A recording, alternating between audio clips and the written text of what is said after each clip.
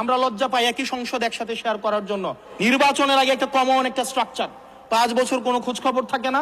তফসিলের আগে সেখানে একটু কোর্টে যাবে, কোর্টে গিয়ে ওই ঋণ খেলাপির উপরের এই অর্ডারটার উপরে একটা স্টে দিবে এবং 2% দিয়ে আবার রিশিডিউল করাবে।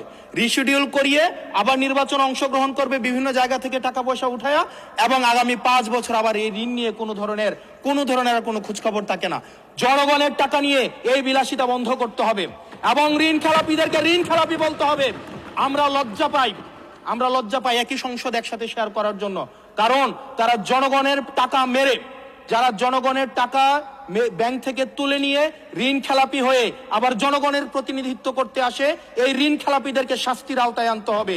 এবং তারা যখন সংসদ সদস্য হয়ে নির্বাচিত হওয়ার পরেও যদি তারা ঋণ খেলাপি হয়, এমন একটি আইন প্রণয়ন করতে হবে তাদের সংসদ সদস্য পদ যেন বাতিল হয়। সেটি শুধুমাত্র সরকার দলের জন্য না, শুধু বিরোধী দলের জন্য না, সেটি বাংলাদেশের উন্নতি, প্রগতি এবং সমৃদ্ধির জন্য সেটি প্রয়োজন।